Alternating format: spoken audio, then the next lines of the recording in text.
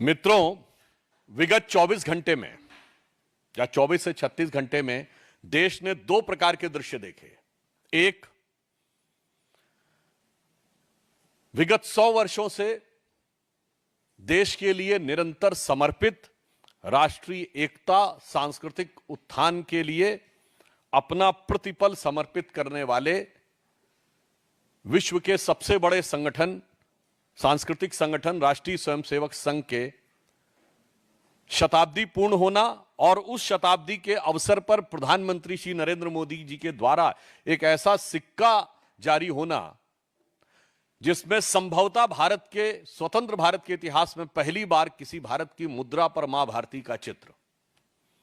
और इन्हीं 24 घंटे में देश ने एक दूसरा दृश्य देखा कि 140 साल पुरानी पार्टी, एक ब्रिटिश ऑफिसर एलन ऑक्टेवियम ह्यूम के द्वारा स्थापित पार्टी, जिसके पहले 25 साल में अनेक ब्रिटिश सेक्रेटरी अध्यक्ष रहे, और 100 साल से जिसका एक ही परिवार का उस पर वर्चस्व है। आप सब लोगों को यदि ना ध्यान हो तो मोतीलाल नेहरू 1919 में कांग्रेस के अध्यक्ष बने थे और 1928 के बाद 29 में उन्होंने अध्यक्षी सीधे मोतीलाल नेहरू ने जवाहरलाल नेहरू को ट्रांसफर की थी। यानी 100 साल से एक ही परिवार के आधिपत्य के बाद भी उस संगठन के पतन और सत्ता छूटने की बदहवासी में उनके खानदान के बरखुरदार के द्वारा, जो कि आज भारत विरोधी शक्तियों के फर्माबरदार बनते हुए प्रतीत हो रहे हैं, अपनी उसी आदत के अनुरूप विदेश की धरती से एक और ऐसा बयान दिया है जिसमें कुछ भी आश्चर्यजनक नहीं है। अगर आपको ध्यान हो तो मात्र कुछ दिन पहले मैंने ही आपको एक बाइट देते समय एक आवश्यक सूचना दी थी कि राहुल गांधी जी पुनः विदेश जा चुके हैं और फिर आप तैयार रहिएगा, कोई ना कोई भारत विरोधी बयान अवश्य आपको सुनने को मिलेगा। अगर सीधे दरवाजे से नहीं तो पिछले दरवाजे से, और खिड़की से नहीं तो रोशनदान से मिलेगा। इसलिए आप लोग चारों तरफ से सतर्क रहिएगा। और आज उसी की एक बानगी दिखाई पड़ी है। ये दो अंतर देश की जनता के सामने स्पष्ट हैं कि कौन भारत के हित में और कौन भारत विरोधी शक्तियों का जाने में चाहे अनजाने में एक टूल बनता चला जा रहा है। और यह कोई अपने आप में अलग सामान्य घटना नहीं है।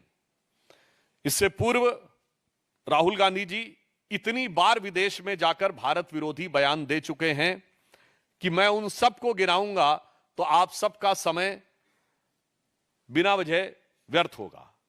अभी सितंबर 2025 में जो अभी इन्होंने बयान दिया कोलंबिया यूनिवर्सिटी में, जो अभी आज दिया है, इससे पहले वो सितंबर 2024 में वॉशिंगटन, 9 सितंबर 2024 को अमेरिका के टेक्सास, सितंबर 2024 में वर्जीनिया, 6 मार्च 2023 को लंदन, फिर मार्च 2023 में फिर लंदन, और मार्च 2023 में कश्मीर को लेकर अन्य विषयों को लेकर उन्होंने बोला है। मई 2022 में लंदन में, मई 2022 में रूस यूक्रेन के बारे में उन्होंने बोला, फिर ब्राउन यूनिवर्सिटी में मार्च 2021, दुबई में जनवरी 2019, लंदन में अगस्त 2018, मलेशिया में मार्च 2018, सिंगापुर में मार्च 2018, बहरीन में जनवरी 2018 और अमेरिका में सितंबर 2017। एक लंबी कहानी है जो उनके दिल के अंदर की नफरत की जुबानी आपको बहुत साफ दिखाई पड़ती है। और मैं याद दिलाना चाहता हूं कि 6 मार्च 2023 को राहुल गांधी ने लंदन के चैटम हाउस में यह कहा था, why the defenders of democracy Europe and America are silent. इससे ज्यादा बड़ा अपमान हो सकता है। और मैं कांग्रेस को याद दिलाना चाहता हूं कि अगर उन्हें न याद हो तो यह वही चैटम हाउस है जहां पर 20 अक्टूबर 1931 को महात्मा गांधी ने प्राचीन भारतीय संस्कृति की महानता बताते हुए ब्रिटिश सरकार को भारत की समस्त समस्याओं के लिए जिम्मेदार ठहराया था। और उन्होंने कहा था, India's educational system, again I am saying 20 October 1931, Chatham house London, उन्होंने कहा था, British have destroyed the educational system of India which was a beautiful tree, और जो बिल्कुल समानता का था, और उसे नष्ट कर दिया। 100 साल पहले, यानी 1931 से 100 साल पहले, यानी गांधी जी का कहना था 1820-25 के आसपास।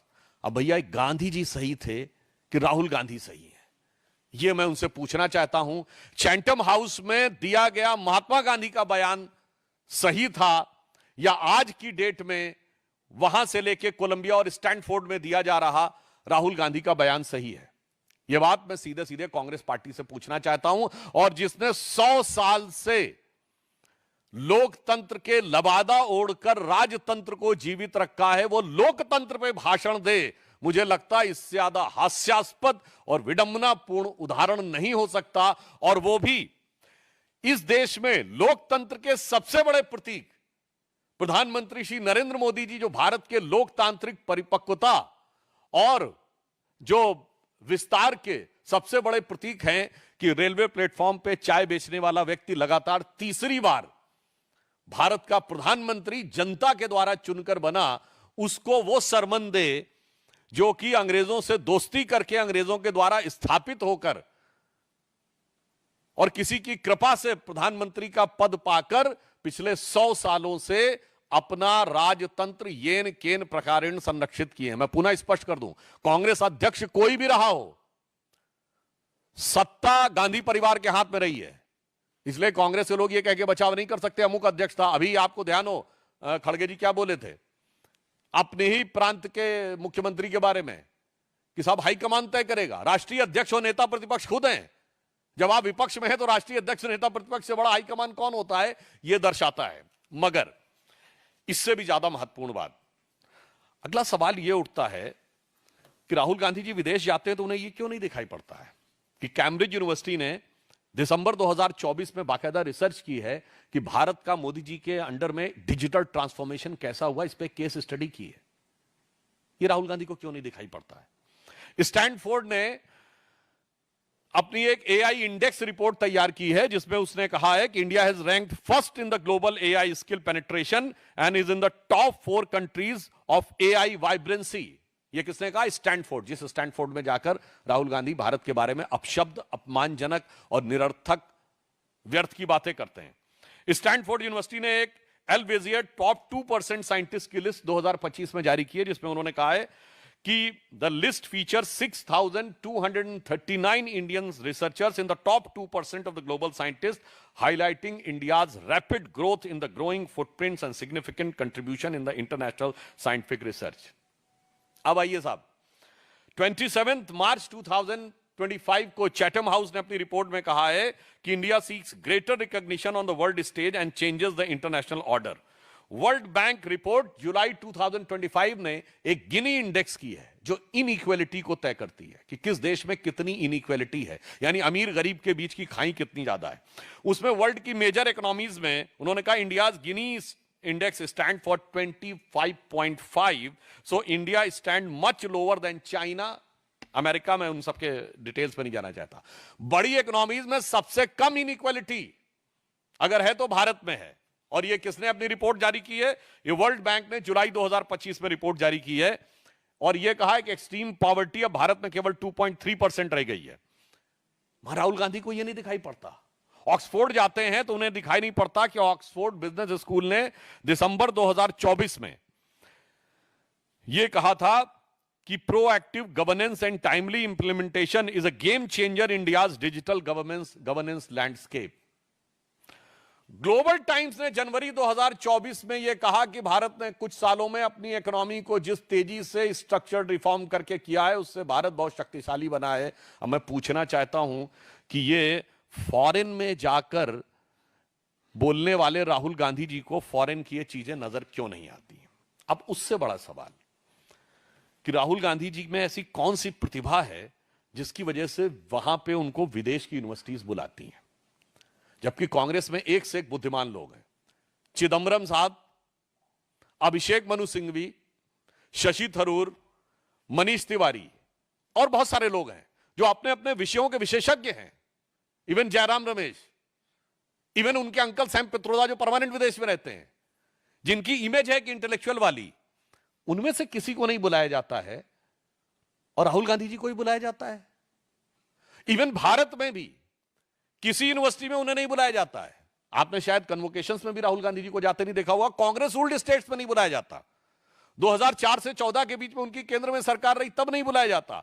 फिर भारत के बाहरी क्यों उनको बुलाया जाता है, यह अपने आप में यक्ष प्रश्न है। और वो कितने बुद्धिमान हैं और उनका कितना जबरदस्त ज्ञान है, मैं आपको एक उनके वीडियो का वॉइस सुनाना चाहता हूं। Why does a motorcycle weigh 100 kilos and a car weigh 3,000?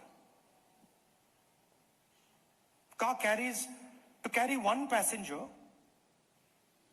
you need 3,000 kilos of metal in a car, if one passenger is driving a car. And a motorcycle has 100 kilos, carries two passengers. So why is a motorcycle able to carry two passengers with 150 kilos of metal and a car needs 3,000? And the answer is, it's the engine.